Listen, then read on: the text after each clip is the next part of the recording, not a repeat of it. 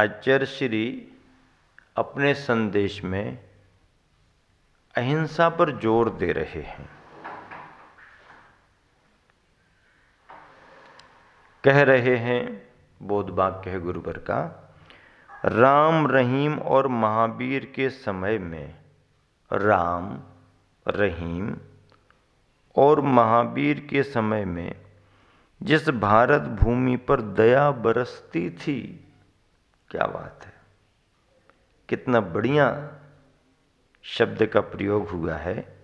दया बरसती थी, सभी जीवों को अभय था, उसी भारत भूमि पर आज अहिंसा खोजे खोजे नहीं मिलती। कितनी बढ़िया बात कही। राम रहीम और महावीर के समय में, तीर्थंकर भगवंतों के समय में, महापुरुषों के समय में, राम रहीम और महावीर के समय में जिस भारत भूमि पर दया बरसती थी,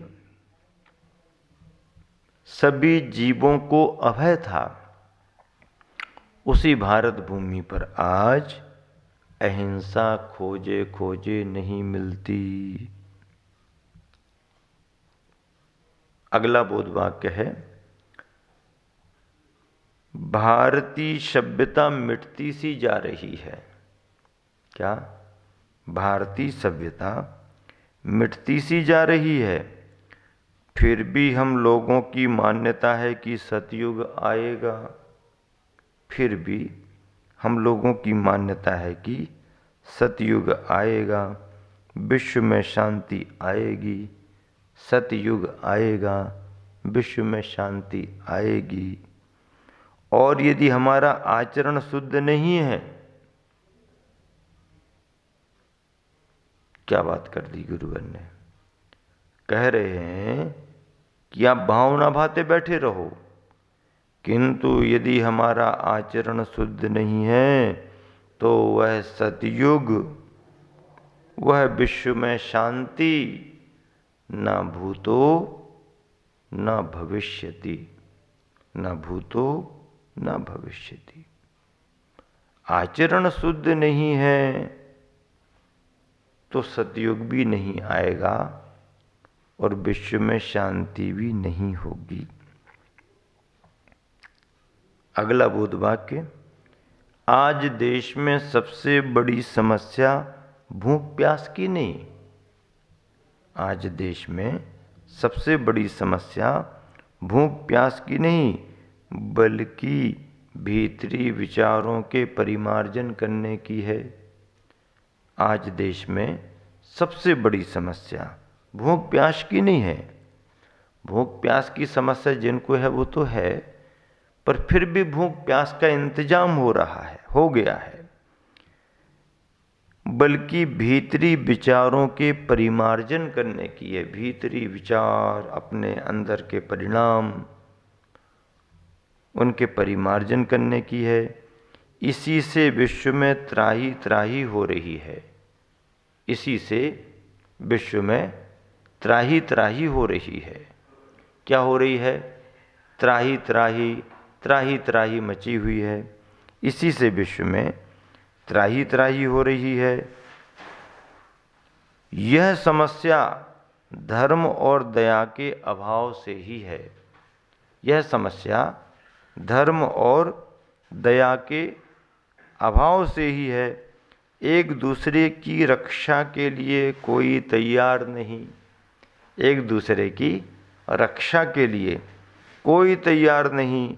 जो रक्षा के लिए नियुक्त किए गए, जो रक्षा के लिए नियुक्त किए गए, वही भक्षक बनते जा रहे हैं। जो रक्षा के लिए नियुक्त किए गए, वही भक्षक बनते जा रहे हैं। अब जिनको जवाबदारी रक्षक बनने की दी और वही व्यवस्थाएं मिटा दें, वही भक्षक बन जाएं, तो विश्व में त्राही त्राही तो होगी ही होगी। अगला बोध वाक्य है गुरुवर का, आज का भारतीय नागरिक भोगों की ओर जा रहा है। भौतिकवादी विचारधारा रखता है व्यक्ति, तो ऐसे व्यक्ति को लेकर के गुरुवर आचार्य श्री कह रहे हैं, आज का भारतीय नागरिक भोगों की ओर जा रहा है। भोग्य पदार्थों को जोड़ता हुआ वह योग को पाना चाह रहा है। भोग्य पदार्थों को जोड़ता हुआ वह योग को पाना चाह रहा है, किंतु योग की प्राप्ति के लिए भोगों को तिलांजलि देनी होगी। योग की प्राप्ति के लिए भोगों को तिलांजलि देनी होगी। उसे एकदम विस्मृत करना होगा, उसे एकदम विस्मृत करना होगा, तभी उस योग का आनंद आ सकता है, तभी उस योग का आनंद आ सकता है। हमें उपयोग को भोग के धरातल से योग के शिखर तक लाना होगा। हमें उपयोग को भोग के धरातल से योग के शिखर तक लाना होगा, क्योंकि योग की भूमिका अलग है और भोग्य पदार्थों की भूमिका अलग है। साधनों से तात्कालिक सुविधाएं मिल जाती हैं, पर स्थायी सुख शांति नहीं। साधना से जो अर्जित किया जाता है, मन के परिणामों से, भावों से जो संतुष्टि आती है, वह हमारी स्थायी निधि बन जाती है। हमारा सुख यदि साधनों के अधीन है तो कहीं न कहीं जाकर के सुख दुख में बदल जाएगा, क्योंकि साधनों की भी एक सीमा होती है।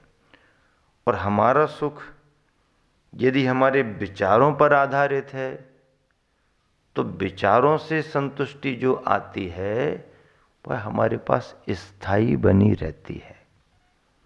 साधनों में ही सुख होता तो साधन संपन्न व्यक्ति ही सबसे बड़े सुखी होते, पर तीर्थंकरों को काय को छोड़ना पड़ता, चक्रवर्ती त्याग क्यों करते, फिर अपने आप में संपन्नता के मापदंड में आने वाले बड़े बड़े लोग क्यों परेशान होते। वो जानते हैं कि साधन साधन ही हैं, साधनों के माध्यम से सुविधाएं प्राप्त की जा सकती हैं, पर वो साधन संतुष्टि नहीं दिला पाते।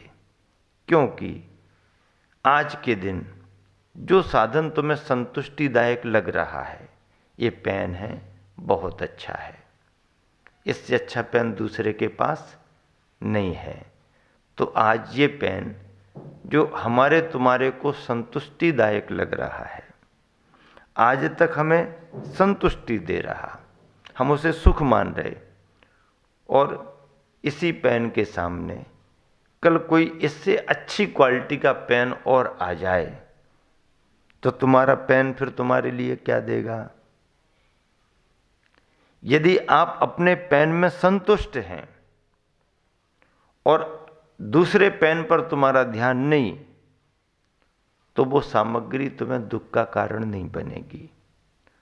और यदि तुम्हारा ध्यान उस नई सामग्री के आने पर इससे हट गया और उसे पाने का भाव हो गया, तो जब तक वह नई सामग्री तुम्हारे पास तक नहीं आती, पुराना ये संतुष्टिदायक साधन रहते हुए भी वो संतुष्टि तुम्हारी खत्म हो गई। अब बताओ राजेंद्र जी, बात ठीक है कि नहीं? निरंजन बोलो, नीरज बोलो, सारभूत तत्व है कि नहीं? इसका मतलब ये है कि सुख वाकई में वस्तु में नहीं है, सुख तो हमारे परिणामों में है। हम यदि अपने परिणामों से संतुष्ट हैं तो बिना साधन सामग्री के भी हम अपने आप को सुखी महसूस कर सकते हैं। निराकुलता महसूस कर सकते हैं। और यदि हम अपने परिणामों से संतुष्ट नहीं हैं तो दुनिया के कोई भी साधन तुम्हारे लिए संतुष्ट नहीं कर सकते। क्यों? क्योंकि साधनों का अंत नहीं है। आज मार्केट में ये चीज आई, इसके पाने में तुमने पूरी ताकत लगा दी, शाम तक आने पर आपको संतुष्टि हुई, कुछ भी हुआ हमने तो प्राप्त कर लिया। कल के दिन अगला विज्ञापन आ गया टीवी पर, मार्केट में दूसरी सामग्री आ गई। अब ये सामग्री तुम्हारी एक ही दिन के लिए रही, जब तक दूसरी नहीं थी। तो मतलब तुम्हारी संतुष्टि यदि साधन पर डिपेंड है तो आपको आकुलता व्याकुलता होगी ही होगी। और साधन है और साधन के योग्य तुम्हारे परिणाम भी वैसे ही हैं। मान लो कथनचित किसी स्थिति में साधन नहीं भी हैं और तुम ये समझते हो कि क्या हुआ, दुनिया में सभी के पास साधन थोड़ी हैं और साधनों में ही सुख होता तो इतने साधन संपन्न चक्रवर्ती और तीर्थंकर छोड़ करके क्यों जाते। और फिर जब उनके पास कुछ नहीं है फिर भी वह बहुत सुखी दिखाई दे रहे। यथार्थ में सुख और दुख हमारे मन की कल्पनाओं पर हैं, मन की कल्पनाओं पर हैं। वही चीज थोड़ी देर में अच्छी लग सकती है, वही चीज थोड़ी देर में बुरी लग सकती है। एक उदाहरण समझने के लिए, कोई एक गरीब आदमी बहुत बरसों से परेशान, इंतजाम कुछ नहीं, इधर मांगता उधर मांगता, दिन भर मांगता, मिल गया तो ठीक भर गया पेट, नहीं मिला तो जहां जो जैसा वैसा समय बिताना। परेशान रहते रहते कभी कुछ उसे मिला होगा, कुछ उसने किया होगा, समय बीत गया। एक जगह बैठ करके जो भी उसे भिक्षा में मिला रूखी सूखी रोटी खा रहा और अपने भाग्य को कोस रहा। और क्या करें, मेरे भाग्य में यही लिखा, ऐसा लिखा, वैसा लिखा, ये लिखा, वो लिखा, रो रहा।